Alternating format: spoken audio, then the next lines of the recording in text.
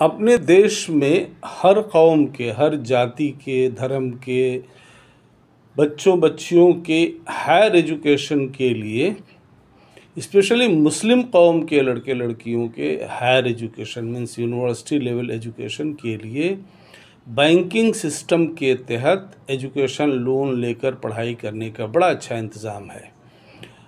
हमने तो इस तरह के दर्जनों केसेस अभी पिछले चंद महीनों में किए हैं।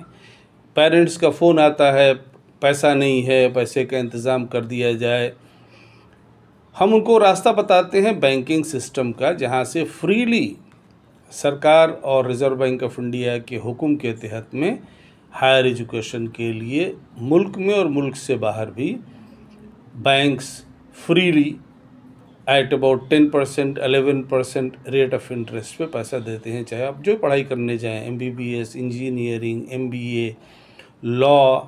हमारे तो ऐसे स्टूडेंट्स हैं, जो एक लड़की है जो 40 लाख रुपया लेकर के बैंक से और ऑस्ट्रेलिया गई है पढ़ने के लिए। एक लड़का है जो कि 38 लाख रुपये लेकर के वो भी ऑस्ट्रेलिया पढ़ने गया है। एक लड़का है जो 10 लाख लेकर जर्मनी पढ़ने गया है। एक लड़का है जो कनाडा इसी तरह से एजुकेशन लोन लेकर के गया है। मतलब लड़के ही लड़के हैं, दर्जनों लड़के हैं पिछले चंद महीनों में ही।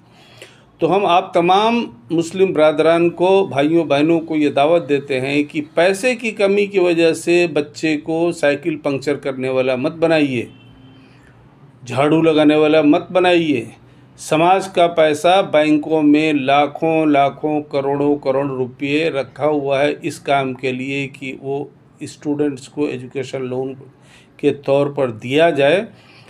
रिज़र्व बैंक ऑफ इंडिया और सरकार इस चीज़ को इनकरेज करती है कि जिनको पैसे की ज़रूरत है वो बैंक से एजुकेशन लोन लें और पढ़ाई ख़त्म करने के बाद, कमाई शुरू करने के बाद 5 साल, 10 साल, 15 साल के पीरियड में वो एजुकेशन लोन चुकता करें एट द रेट ऑफ 10%, 9%। जब ज़्यादा अमाउंट होता है तो 9% रेट ऑफ इंटरेस्ट भी होता है। जैसे एक लड़का जर्मनी ब्रिटेन गया है LLM करने के लिए, एक साल के कोर्स के लिए 37 लाख रुपीज़ उसको लेना पड़ा है बैंक से एजुकेशन लोन, और 15 साल का बैंक से और उसके बीच में एग्रीमेंट है रिटर्न करने का। वो लड़का कॉन्फिडेंट है, वो तो वहाँ अभी कमा रहा है, जो वहाँ पर हफ्ते में 20 घंटे काम करने की अपॉर्चुनिटी और कमाने का मौका मिलता है, वो अभी से वो महीने में लाख रुपये कमा ले रहा है। तो वो बोल रहा है कि वो तो 5 साल में पैसा वापस कर देगा। तो बताइए, ज़िंदगी बदल गई।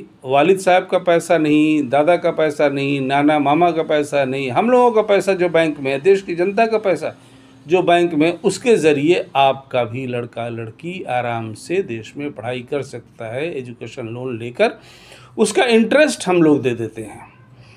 किसी ने 5 लाख रुपया लिया और उसको रिटर्न करने का टाइम आ गया 5 साल के पीरियड में, तो जो इंटरेस्ट होगा हर महीने जो उसको देना होता है, अपना कैपिटल जो उसने मैंने लोन अमाउंट लिया है उस पर जो हर महीने मान लीजिए उसको 5,000 रुपया देना पड़ रहा है, तो उसके ऊपर जो 500 रुपया या इस तरह का जो भी इंटरेस्ट आएगा वो हम लोग दे देंगे।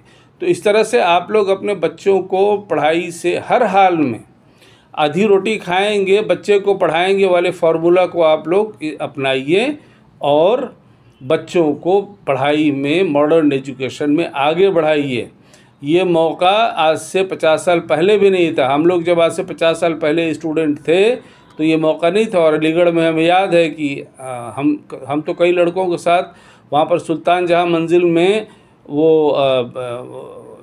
ये स्कॉलरशिप मिलती थी, मतलब 50-100 रुपये उस ज़माने में, क्योंकि उस ज़माने में हम लोग के डाइनिंग हॉल चार्जेस महीने के 50 रुपये होते थे। तो वो वहाँ उन जगहों से ये स्कॉलरशिप लेते थे।